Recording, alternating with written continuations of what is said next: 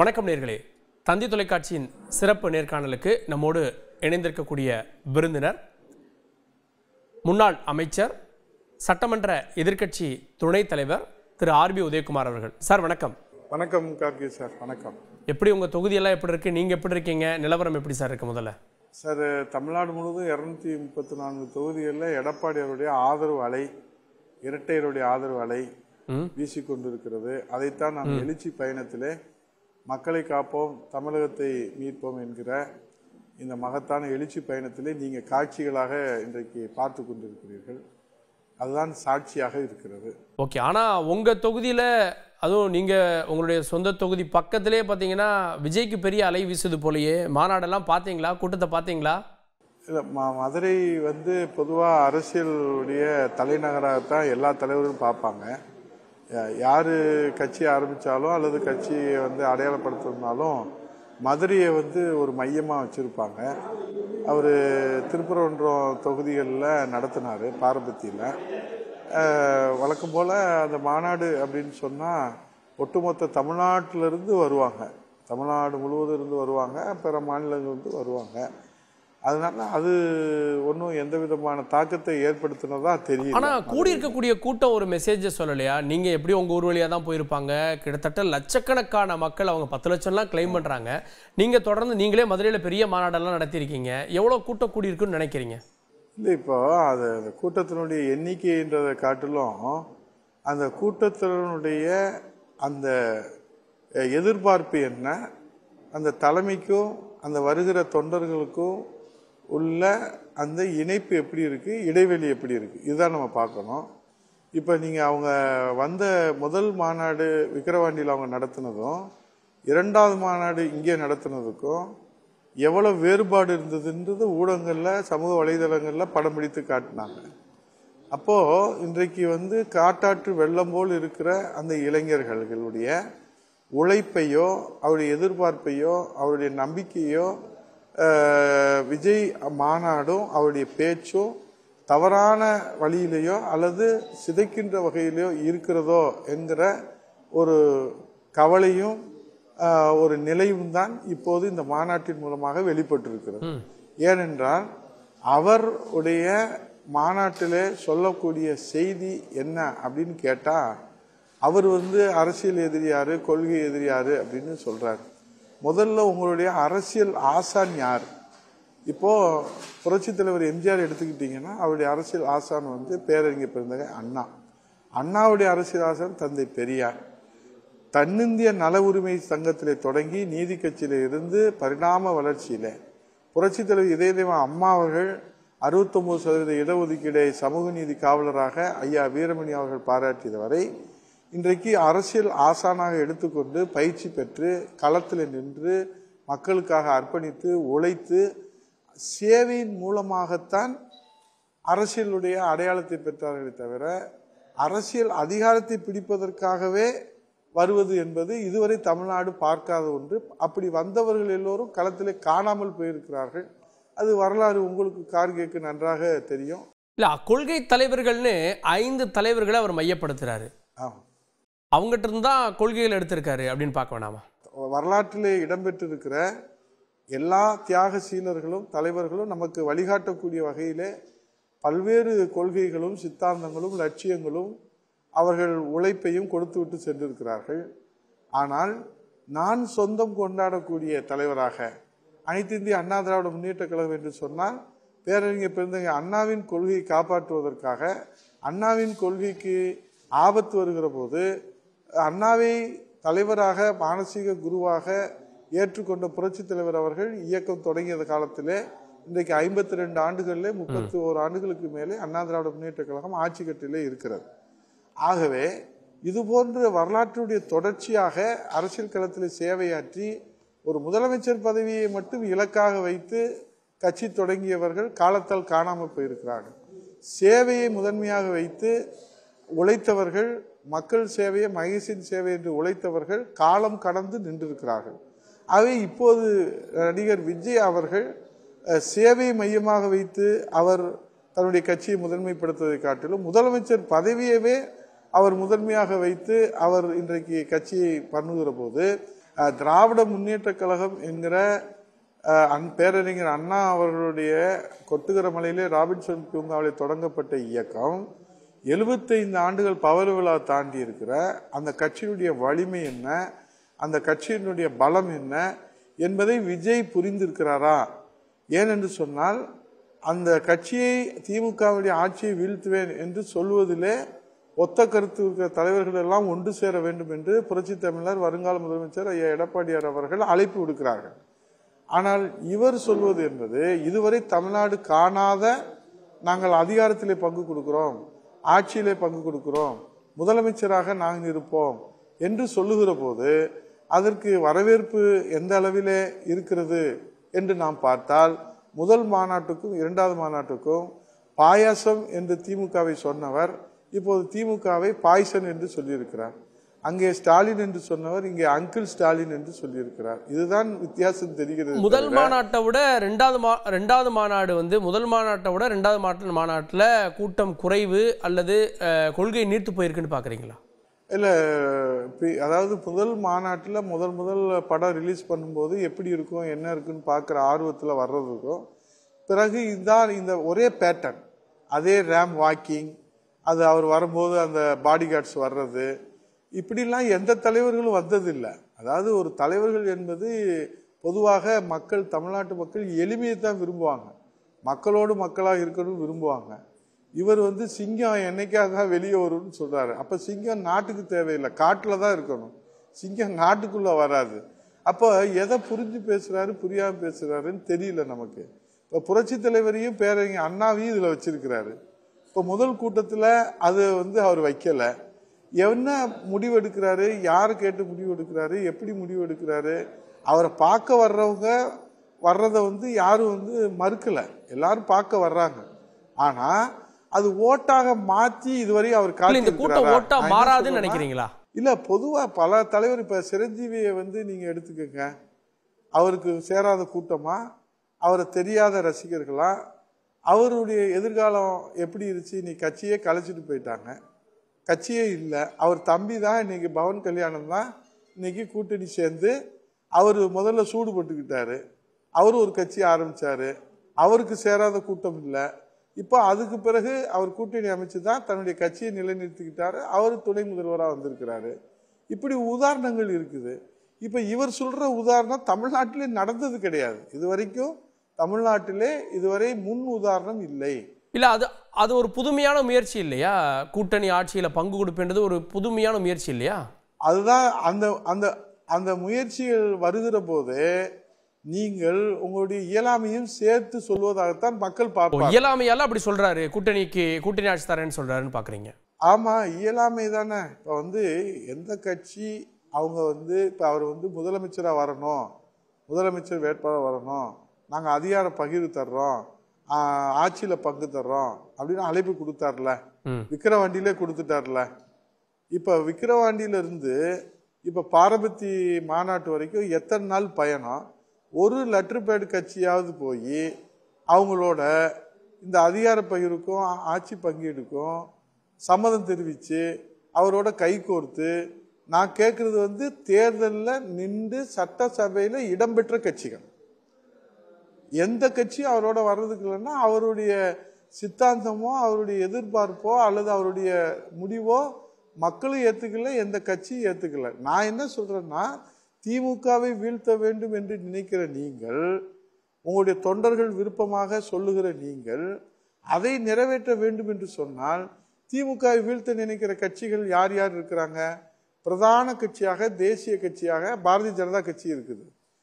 தமிழ்நாட்டில் பிரதான கட்சியாக அனைத்து இந்திய அண்ணா திராவிட முன்னேற்ற கழகம் 52 ஆண்டுகள் புரட்சி தமிழ் ஐயா எடப்பாடியார் தலைமையில் இன்னைக்கு அனைத்து இந்திய அண்ணா திராவிட முன்னேற்ற கழகம் இருக்குது. பாட்டாளி மக்கள் கட்சி எதிர்க்கிறாங்க, தேமுதிக எதிர்க்கிறாங்க. இன்றைக்கு இருக்கக்கூடிய புதிய தமிழகத்திலிருந்து, ஜான் பாண்டியனிலிருந்து, ஐஜிகேலிருந்து பல கட்சிகள் எதிர்க்கிறாங்க. ஸோ அந்த எதிர்க்கிற கட்சிகள் எல்லோரும் இன்றைக்கு அண்ணா திராவிட முன்னேற்ற கழகத்தோடு இன்னைக்கு தேசிய கட்சிகளுக்கு தெரிந்திருக்கிறது, திமுகவை வீழ்த்த வேண்டும் என்று சொன்னால் வாக்குகள் சிதறக்கூடாது. ஒரு சிம்பிள் கால்குலேஷன். இப்போ எதிர்ப்பு எவ்வளவோ ஆதரவு எவ்வளவோ 10 எண் அப்படின்னு நம்ம வச்சுக்கிட்டோம்னா, எதிர்ப்பு 6% இருக்குன்னு வச்சுக்கோங்க. 10%. ஆதரவு திமுகவுக்கு 4% இருக்குன்னு வச்சுக்கோங்க. ஆனா அந்த 4% கன்சாலிடேட்டா அவங்க காட்டுறாங்க விசுவலைஸ்ல. இந்த 6% என்பது பாத்தீங்கன்னா 3, 1, 2 அப்படின்னு வரும்போது 6% பெருசாக எதிர்ப்பு இருந்தாலும் கூட இந்த 4% தான் ஜனநாயகத்துல, டெமோக்ரஸியில இன்றைக்கு வலிமை என்பதாக தெரிகிறது. இல்ல அப்போ திமுக ஆட்சியை வீழ்த்தணும் அப்படின்னா அதிமுகவோட கூட்டணிக்கு வாங்கன்னு சொல்ல வரீங்களா? எல்லாரும் ஏன்னா இன்னைக்கு 75 ஆண்டு கால கட்சியை, இவ்வளவு வலிமை உள்ள கட்சியை, ஆளுகிற அரசாக இருக்கிற திமுகவை நேற்று 1.5 மாத குழந்தையாக இருக்கிற கட்சி தொடங்கியவர்கள் எல்லாம் வீழ்த்துவேன் என்று சொல்வது வேணும், வசனம் வேண்டுமானால் பேசலாமே தவிர அது நாம் களத்திலே அது நிச்சயமாக உறுதியாக செயல்படுத்துவது என்பது இயலாத காரியம். அது நடக்கவே நடக்காது. அங்க திமுக மட்டும் எதிர்க்காம அதிமுகவை எதிர்க்கிறார். எம்ஜிஆர் ஆரம்பிச்ச கட்சி இன்னைக்கு யார்கிட்ட இருக்கு, எப்படி இருக்கு, அப்பாவி தொண்டர்கள்லாம் மனவேதனையில இருக்காங்க அப்படின்றாரு. அப்படின்னு யார் அவர்கிட்ட போய் சொன்னாங்க? அவர் எங்க இதை பார்த்தாரு? இது என்னன்னு கேட்டீங்கன்னா, அவர்கிட்ட இருந்து நாங்க எந்த விதமான கருத்தும் ஆதரவும் நம்ம அவர் பேசணுன்றது எங்களுக்கு எதிர்பார்ப்பு இல்லை. நாங்க மக்களுடைய தீர்ப்புக்காகத்தான் சேவை செஞ்சுக்கிட்டு இருக்கிறோமே ஒழிய, நடிகர் விஜய் அதிமுகவை பாராட்டுவாரு, அம்மா கிட்ட கை கட்டி நின்றவர், படம் ஓட வேணும் என்று எடப்பாடியார் வீடு தேடி நன்றி சொல்லிட்டு போனவர், படம் ஓட வேண்டும் என்று கோரிக்கை வைத்தவர், அப்பாவும் மகனும் புரட்சித் தலைவர் அம்மாவிடத்தில் முறையிட்டு தங்களுடைய முதலீடுகளை, படங்களை வெளியிடுகிற போது அதற்கு பாதுகாப்பு வேண்டும் கேட்டவர், அவர் அண்ணா திராவிட முன்னேற்ற கழகம் 52 ஆண்டு கால இயக்கத்தையும் அதனுடைய பொதுச் செயலாளரையும் பாராட்ட வேண்டும் என்று எந்த தொண்டரும் எதிர்பார்க்கல. அவர் விமர்சனம் செய்வது என்பது தன்னை ஒரு தலைவராக காட்ட வேண்டும் என்று முயற்சிக்கிறார். அந்த முயற்சியின் அடிப்படையில் செய்வது வன்மையாக கண்டிக்கத்தக்கது. ஏனால் வரலாறு தெரியாம அதிமுக தொண்டர்களுக்கு யாருக்கு ஓட்டு போடணும்னு தெரியும், அவங்க அதுக்கேற்ற மாதிரி ஓட்டு போடுவாங்க அப்படின்றாரு. அதுல ஏதோ ஒரு மெசேஜ் சொல்றாருன்னு பார்க்கலையா? ஃபவுண்டர் ஆஃப் அண்ணா திராவிட முன்னேற்ற கழகத்தினுடைய ஃபவுண்டர் புரட்சித் தலைவர் எம்ஜிஆர். அவருடைய அரசியல் ஆசான் அண்ணா. நீங்க அவங்க 2 பேருடைய படத்தை வச்சதுனால உடனே உங்களுக்கு அவர் உருவாக்கிய கட்சி, அவர் கண்டெடுத்த இரட்டை இலை சின்னம், அவர் பாடுபட்டு ஆட்சியில் அமர்த்திய அந்த தொண்டர்கள் இன்றைக்கு அவர் எதிர்பார்ப்பிலே, அவருடைய ஆசையிலே, அவருடைய பேராசை என்பது காணல் நீராக தான் போகுமே தவிர எழுதி கொடுத்து வாசிப்பதெல்லாம் வரலாற்றிலே இடம்பெறாது. சுயமாக பேசினால் அதுதான் மக்கள் மனதிலே நமக்கு இடம்பெறும். உங்களுடைய தலைவர்களை கொண்டாடுறாரு. இன்னும் சொல்லணும்னா முன்னாள் முதலமைச்சர் ஜெயலலிதா அவங்க செய்வீர்களான்னு சொன்ன மாதிரி செஞ்சீங்களா அப்படின்னு கேட்கிறாரு. அதிமுக பாணி அங்க தெரியுறதா பார்க்கலையா? அவர் அடிப்படையில் உங்க வாக்கு வங்கியை குறிவைக்கிறாரு. அதுவும் எம்ஜிஆர் அவர்கள், எம்ஜிஆரோட நான் பழகலை, அந்த வாய்ப்பு கிடைக்கல, ஆனால் விஜயகாந்தோட பழகியிருக்கேன் அப்படின்லாம் தலைவர்கள் அங்கங்கே ஐடென்டிஃபை பண்ணுறாரு. அப்போ அதிமுகவுடைய ஓட் பேங்க் அவர் இழுக்க பார்க்குறாருன்னு நினைக்கலையா? சார், அவர் கட்சி ஆரம்பிச்சிருக்காரு, இது வரைக்கும் நடிச்சுக்கிட்டு இருந்தார். அவருக்கே சந்தேகம், நான் காலாவதி ஆனதுக்கப்புறம் வரல, மார்க்கெட் இருக்கிற போதே வந்திருக்கேன் அப்படின்னு அவரே ஜஸ்டிஃபை பண்ணிக்கிறாரு, நியாயப்படுத்திக்கிறாரு. நான் அதுக்குள்ளெல்லாம் போக விரும்பலை. அண்ணா திராவிட முன்னேற்ற கழகம் எதற்காக துவங்கப்பட்டது? ஆட்சி அதிகாரத்திற்காக அல்ல.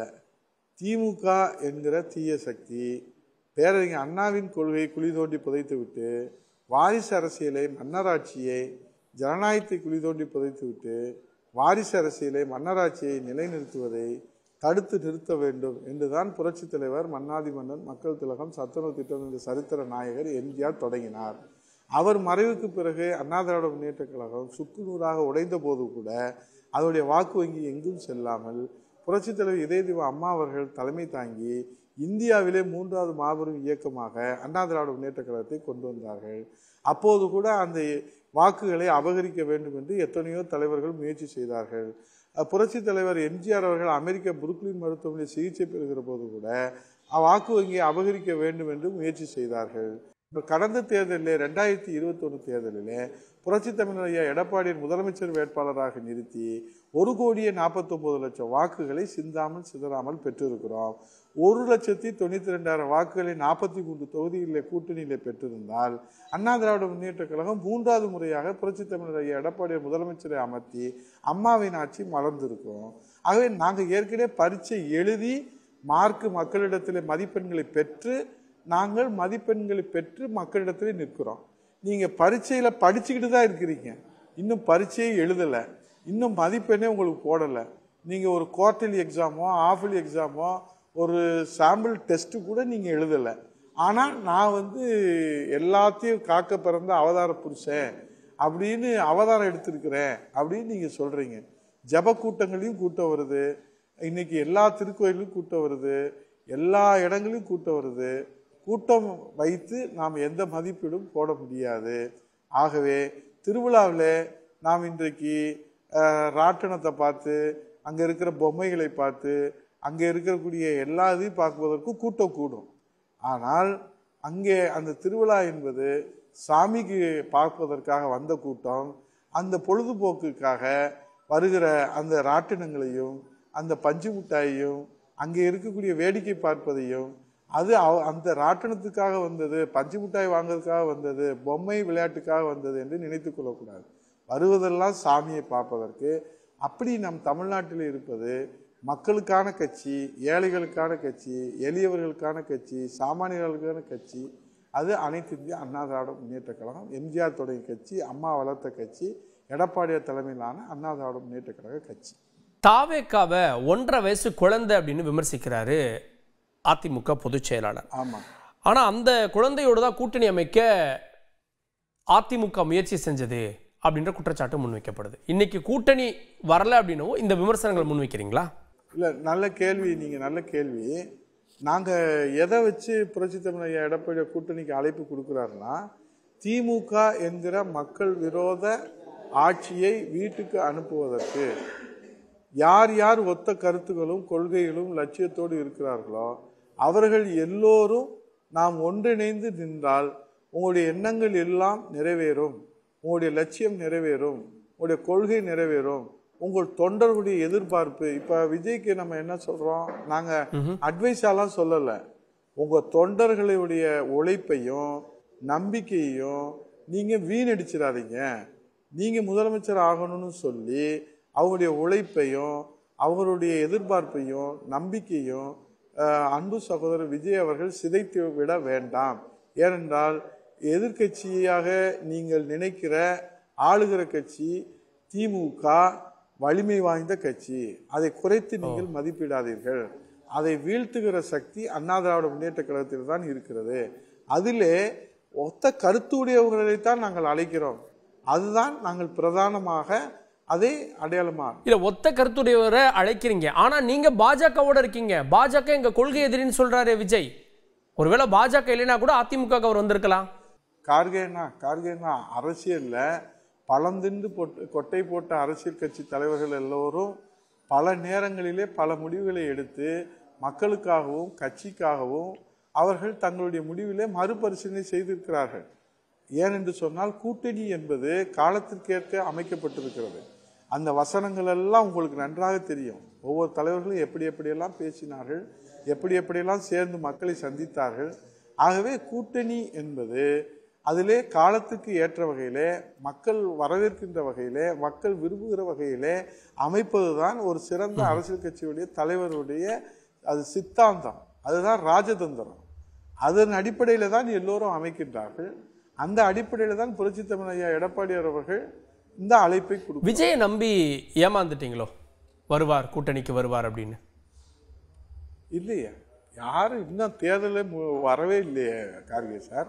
இன்னும் தேர்தல் அறிவிக்கணும், அதுக்கப்புறம் பேச்சுவார்த்தைகள் இருக்கிறது, அதுக்கப்புறம் நீங்க அதுக்குள்ளேயே ஏமாந்துட்டீங்கன்னு நீங்களா ஒரு வியூகத்தை சொன்னீங்கன்னா எப்படி? நீங்க சிறந்த ஒரு செய்தியாளர், நல்ல ஆழ்ந்த நுண்ணறிவோடு பேசக்கூடியவர், நீங்களே இப்படி ஒரு கருத்து சொன்னீங்கன்னா சாமானிய மக்கள் என்ன நினைப்பாங்க? இன்னும் தேர்தலே வரலையே இப்ப சொல்றீங்களேன்னா, அப்ப இன்னும் கூட்டணிக்கு வாய்ப்பு இருக்கு அப்படின்னு எடுத்துக்கலாமா விஜயோட தாவேக்காவோட? நிச்சயமா எல்லா கட்சிகளும் ஒன்று சேருவாங்கன்ற நம்பிக்கை மக்களுக்கு இருக்குது, எங்க எல்லாருக்கும் இருக்குது. நல்லதே நடக்கும், அதான நம்பிக்கை. ஏன்னா திமுக இருக்கக்கூடாது. இன்னைக்கு நீங்க விமர்சிக்க ஆரம்பிச்சிட்டீங்க.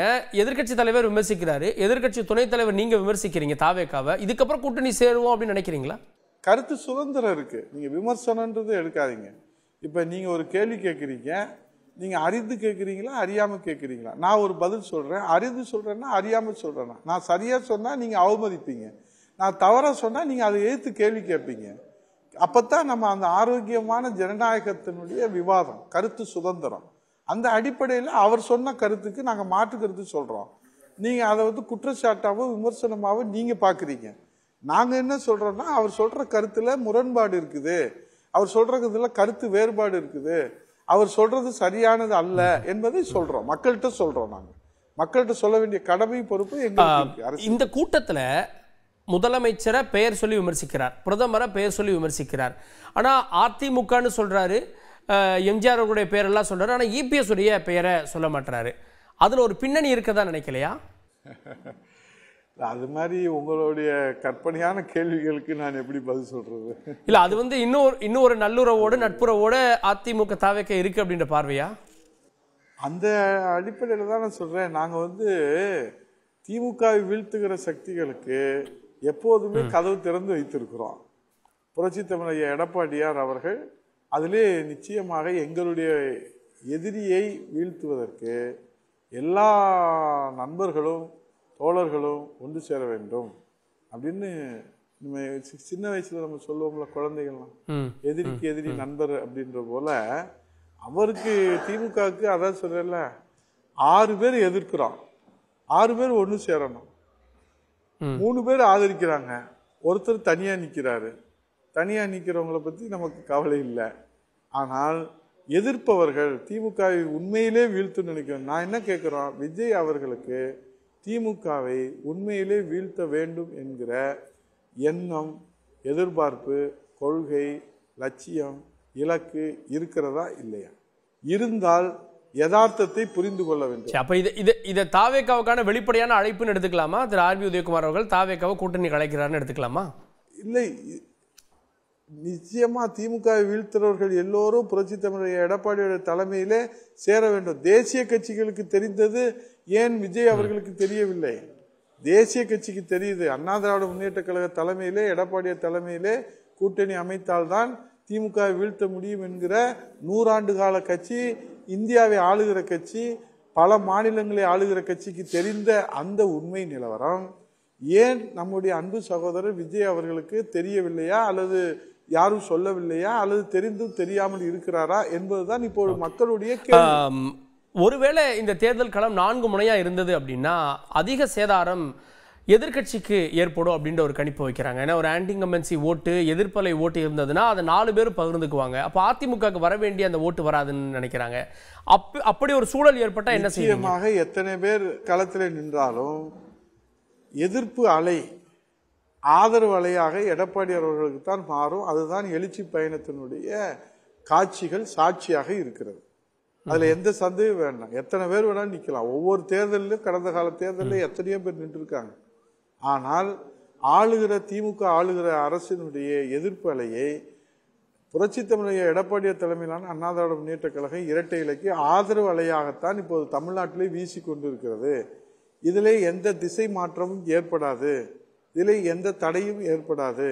இந்த ஆதரவு அலையை சிந்தாமல் சிதறாமல் கொண்டு வந்து வாக்குகளாக புரட்சி தமிழர் எடப்பாடியார் நிச்சயமாக கரை சேர்ப்பார். அதற்காகத்தான் இந்த எழுச்சி பயணம். இன்றைக்கு 110 தொகுதிகளுக்கு மேலே சென்றிருக்கிறார். 110 தொகுதிகளிலும் வாக்களிக்கிற அத்தனை வாக்காளர்களுமே வந்து அவரை நேரிலே சந்தித்து அவருக்கு ஆதரவு தெரிவித்து அவரை தன் வீட்டு பிள்ளையாக வரவேற்றிருக்கிற காட்சியைத்தான் நாம் தொலைக்காட்சிகளிலே சமூக வலைதளங்களில் உங்களுடைய கூட்டணி இன்னும் விரிவடையலை அப்படின்ற ஒரு பார்வை வைக்கப்படுது. அதிமுக பாஜக இணைஞ்சிருக்கு. பாஜக கூட்டணியில இருந்தவங்க கூட இன்னும் உறுதி பண்ணாம இருக்காங்களே, இதுக்கு என்ன காரணம்? எல்லாம் அவங்கவுங்க களப்பணியில் இருக்காங்க, மாநாடு நடத்துறாங்க, தொண்டர்களை சந்திக்கிறாங்க, மக்களை சந்திக்கிறாங்க. அந்த பணிகளில் இருக்கிறாங்க. அது நிறைவடைந்த பிறகு அவர்கள் ஒரு முடிவுக்கு வருவார்கள். அப்போது அண்ணா திராவிட முன்னேற்ற கழக தலைமையிலான கூட்டணி வருவாங்களா? அந்த உறுதியை சொல்ல முடியுமா? இன்னைக்கு பாருங்க, பாமக 2 பாமகவான்ற ஒரு கேள்வி இருக்கு. தேமுதிக நாங்க ஜனவரிக்கு அப்புறம் நீங்க எம்பி சீட் தர்றேன்னு சொன்னதுக்கு அப்புறம் ஜனவரிக்கு அப்புறம்ன்றாங்க. உங்களை ஹோல்டுல வைக்கிறாங்கன்னு பார்க்கலையா?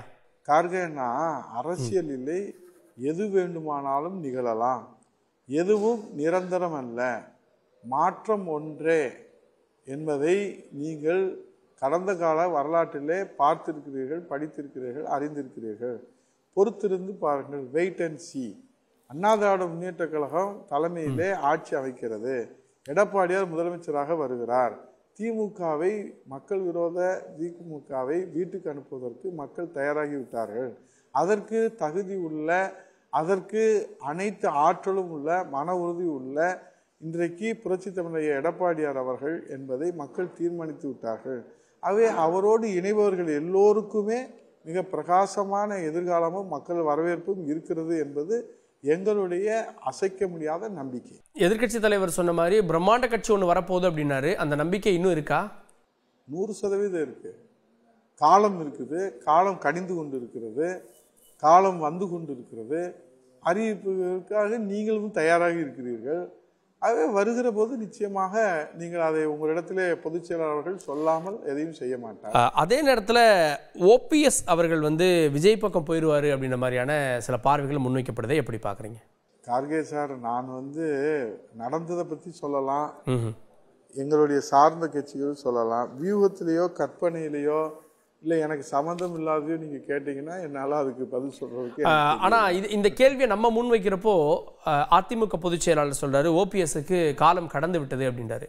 ஆனால் தினகரன் உள்ளிட்டவங்க இல்லை, அவங்கெல்லாம் தேசிய ஜனநாயக கூட்டணிக்குள்ளே வருவாங்க, தினகரன்லாம் காலம் பதில் சொல்லும் அப்படின்னு எதிர்க்கட்சி தலைவர் சொல்கிறாரு. இவங்கெல்லாம் வருவாங்க அப்படின்னு நம்பிக்கை இருக்கா? எதிர்க்கட்சி தலைவர் என்ன சொல்கிறாரோ அதுதான் எங்களுக்கு வேத வாக்கு.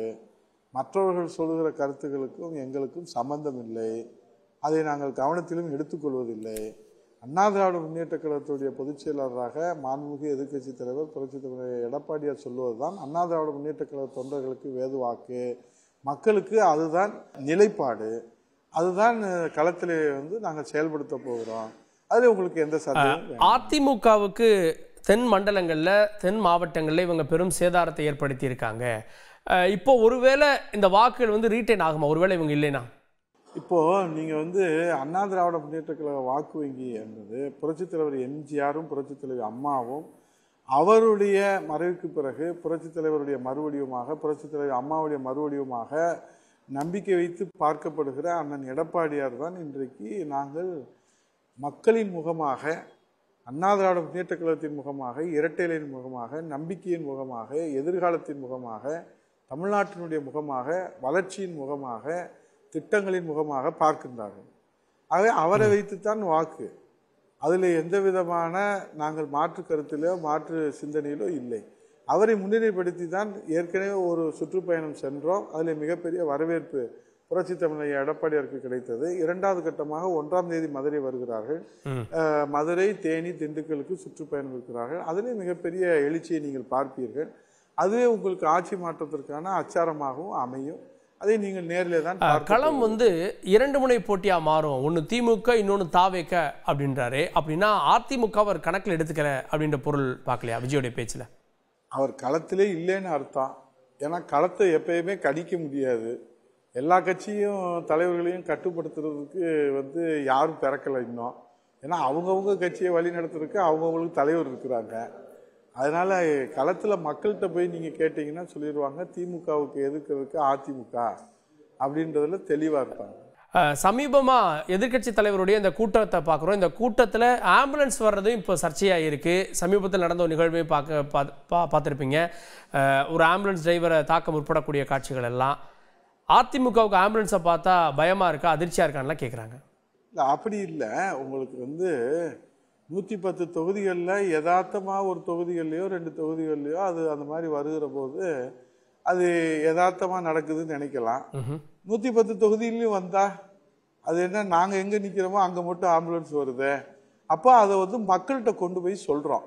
இங்கே பாருங்கள், நீங்கள் மக்கள் எங்களை ஆதரித்து வரவேற்பு கொடுக்குறீங்க.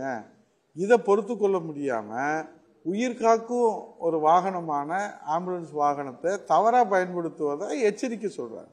அப்படி செய்யாதீங்க, நாளைக்கு அது ஒரு தவறான முன்னுதாரணமாக போயிடும் அப்படின்னு ஒரு கட்சி, ஒரு முன்னாள் முதலமைச்சர், ஒரு 4.5 ஆண்டு காலம் இந்த தமிழ்நாட்டை ஆண்டவர், ஒரு நிர்வாகத்தை முழுமையாக தெரிந்தவர், இந்த மாதிரி தவறாக நம்ம ஒரு முன்னுதாரணத்தை ஏற்படுத்திடக்கூடாதுன்றதில் கண்டித்து எச்சரிக்கையாக சொல்கிறாரு. அதை அவங்க கயிறா திரித்து அவங்க தீ விட்டு கொழுந்து விட்டு எரிக்க வைக்கலாமான்னு பார்க்குறாங்க. இல்லை, எதிர்க்கக்கூடியது ஆம்புலன்ஸ் வாகனம் இல்லையா? ஆம்புலன்ஸ் வாகனம் யாரையோ காப்பாற்ற போகும், இல்லை யாரையோ. அதைத்தான் நாங்களும் சொல்கிறோம். 100% இல்லை, 100% 110 தொகுதிகளில் இது வரைக்கும் அவர் சென்றிருக்கிறாரு. எத்தனை தொகுதியில் போயிருக்குன்னு பாருங்க, அவர் எத்தனை தொகுதியில் வழி விட்டு இருக்காருன்னு நீங்கள் பாருங்க. அப்போ அவங்க இயற்கையாக நடக்க வேண்டியதை செயற்கையாக செய்கிற போது அதை மக்கள்கிட்ட கொண்டு போய் சொல்ல வேண்டிய நிலைக்கு நாங்கள் தள்ளப்படுறோம். இந்த ஆம்புலன்ஸ் இயக்குறதுல அரசியல் இருக்குன்னு சொல்ல வரீங்களா? அதைத்தான் சொல்றோம். அரசியலோட செய்யாதீங்க, ஆபத்துக்கு அதை பயன்படுத்துங்க, அரசியலுக்கு பயன்படுத்தாதீங்க. ஆம்புலன்ஸ் 108 வாகனத்தை ஆபத்துக்கு, மக்களின் ஆபத்துக்கு, உயிர் காப்பதற்கு பயன்படுத்துங்கள், அதை அரசியலுக்கு பயன்படுத்தாதீர்கள் என்பதை மக்களிடத்துல தான் நாங்கள் சொல்றோம். திமுக கூட்டணி கட்சிகள் மேல கடுமையான விமர்சனத்தை எதிர்க்கட்சி தலைவர் முன்வைக்கிறாரு. ஆனா அதே நேரத்தில் அழைப்பும் கூட விடுத்திருந்தார். நாங்கள் வந்தால் ரத்தன கம்பளத்தில் உங்களை தாங்குவோம் அப்படின்லாம், ரத்தன கம்பளம் விரித்திருக்கிறோம் அப்படின்லாம் சொன்னார். திமுக கூட்டணியில இருந்து ஒரு கட்சி கூட வெளியேறுவதற்கான சமிக்கையே இல்லை. இது உங்களுக்கு பின்னடைவு இல்லையா? நீங்கள் பின்னடைவு எப்படி, எங்கிட்ட இருந்து அங்கே போகிறாங்களா, அங்கிட்ட இருந்து இங்கிட்டு வராங்களான்றது நீங்கள் பொறுத்தது தான் பார்க்கணும். எங்கேருந்து எங்கே போகிறாங்க, யார்கிட்ட இருந்து யார் போகிறாங்க, எங்கேருந்து எங்கே வெளியே வர்றாங்க, இதெல்லாம் பொறுத்தது பாருங்கள். இபிஎஸ் அவர்களுடைய இந்த பயணத்தில் கூட்டம் இருக்கு, எழுச்சி இருக்கா? மக்கள் மத்தியில் ஆட்சி மாற்றத்திற்கான எழுச்சி இருக்கா? இது மிகப்பெரிய ஆரவாரத்தோட எழுச்சியை நம்ம பார்க்க முடியுது. அது நீங்களும் பார்க்குறீங்க. அது சில பேர் அரசியல் காரணத்தோட விமர்சனம் பண்ணுவதற்கு நம்ம பதில். அதே நேரத்தில் அரசினுடைய செயல்பாடுகள், இப்போ அரசு பாருங்கள் நிறைய கேம்ப்ஸ் எல்லாம் போடுறாங்க. இந்த கேம்ப் எல்லாம் அரசுக்கு ஒரு நற்பெயரை ஏற்படுத்தி கொடுத்துறாதா? நலம் காக்கும் ஸ்டாலின் இது பண்ணுறாங்க. அது அது கடமையை செய்கிற அரசு. நாங்கள் என்ன சொல்கிறோம்னா, கடமையை விளம்பரத்தோட நீங்கள் செய்கிற போது வெறும் விளம்பர வெளிச்சத்தில் தான் இந்த கடமையை செய்கிறீங்க. அப்போ நீங்கள் மக்களுக்கு முழு பயன் போய் சேருகிறதா சேரவில்லையா? நீங்கள் எந்த திட்டத்தை வேணாலும் எடுத்துக்கோங்க, அதில் ஒரு வெள்ளை அறிக்கை வெளியிட சொல்லுங்கள், எல்லாமே விளம்பர வெளிச்சத்தில் பண்ணுறாங்க. இப்போ ஏற்கனவே துவங்கி வச்சப்பட்ட ஒரு காலை உணவு திட்டம்னு ஒன்று சொல்கிறாங்க. இன்னைக்கு எதுக்கு பஞ்சாப் முதலமைச்சரை கூப்பிட்டு அதை மறுபடியும் திறந்து விரிவாக்கம் பண்ணுறோன்றாங்க? அது செய்யலாம், மாற்றுக்கிறது இல்லை. அதுக்கு ஒரு விளம்பரம், பக்கமாக விளம்பரம். ஏற்கனவே இருந்த திட்டங்கள் பார்த்துட்டிங்கன்னா, தாலிக்கு தங்க திட்டம், மடிக்கணினி திட்டம், இருசக்கர வாகன திட்டம், கறவை மாடுகள் ஆடுகள் கொடுக்குற திட்டம், இதெல்லாம் குடிமராமத்து திட்டம், இதெல்லாம் நிறுத்திவிட்டாங்க. அம்மா மினி கிளினிக் திட்டம் பூட்டிட்டாங்க. இதெல்லாம் திறக்கிறதுக்கு அவங்களுக்கு அம்மா மருந்தகமோ அம்மா உணவகமோ எல்லாமே கேள்விக்குறியாக இருக்கிறது. இப்போ இதெல்லாம் அவங்க செய்கிறது இல்லை, பேரை மாற்றுறாங்க. நாங்கள் செய்த திட்டங்களுக்கு, எடப்பாடியார் செய்த திட்டங்களுக்கு, அம்மா செய்த திட்டங்களுக்கு அரசியல் காழ்ப்புணர்ச்சியோடு மூடு விழா நடத்துகிறாங்க. எல்லாமே விளம்பரமாக இருக்கிறத தவிர மக்கள் பயனடையலை. மக்கள் பயனடைந்தால் கோவப்பட மாட்டாங்க. இப்போ மக்கள் பயனடையாதனால தான் கடும் கோபத்தில் இருக்காங்க. மக்கள் விரோத அரசாக இருக்கிறது. அவர் நாட்டு மக்களுக்கு சுருக்கமாக சொல்கிறேன், கார்கே, நிறைவாக சொல்கிறேன், ஸ்டாலின் அவர்கள் ஒரு நீண்ட நெடிய அனுபவம் உள்ள ஒரு தலைவர் என்பது எல்லோருக்கும் தெரியும், உங்களுக்கும் தெரியும், மக்களுக்கும் தெரியும், எங்களுக்கும் தெரியும். ஆனால் அப்படிப்பட்ட அவருடைய உழைப்பையும் அனுபவத்தையும் ஆற்றலையும் அறிவையும் கட்சியும் இந்த தமிழ்நாட்டு மக்களுடைய நலனுக்காகவும் வளர்ச்சிக்காகவும் பயன்படுத்தாமல் தன் வீட்டு பிள்ளை உதயநிதியை முதலமைச்சராக எதிர்காலத்தில் அமர்த்திவிட வேண்டும் என்ற அந்த ஒற்றை எதிர்பார்ப்புக்காக அவருடைய மொத்த ஆற்றலையும் அர்ப்பணிக்கிறார் என்பதுதான் மக்களுடைய குற்றச்சாட்டு. அதைத்தான் நாங்கள் பிரதானமாக மக்களிடத்தில் கொண்டு செல்கிறோம். அதற்கு மக்களிடத்தில் மிகப்பெரிய வரவேற்பு இருக்கிறது. மக்கள் இரட்டை இலை ஆதரித்து எடப்பாடியாரை முதலமைச்சர் அணியிலே அமர்த்துவார்கள். காலம் கழிந்து வந்து கொண்டிருக்கிறது. நிச்சயமாக புரட்சி தமிழர் எடப்பாடி அவர்கள் அம்மா ஆட்சியில் தொடரப்பட்ட திட்டங்கள், இப்போ திமுக ஆட்சியில் முடக்கப்பட்ட திட்டங்கள் மீண்டும் துவங்கப்படும், மக்களிடத்திலே கொண்டு போய் சேர்க்கப்படும். கணினி புரட்சி 2026 தேர்தல் இறுதி கருத்தா கேட்ட 2026 தேர்தல் எப்படி இருக்கும்னு நினைக்கிறீங்க? அண்ணா திராவிட முன்னேற்ற கழகம் வெற்றி பெறுகிறதுக்கு சாதகமாக இந்த தேர்தல் அமையும். நன்றி சார். நிறைய கேள்விகளுக்கு விடை கொடுத்தீங்க. தந்தி தொலைக்காட்சியோடு இணைந்ததற்கு நன்றி சார். நன்றி, வணக்கம்.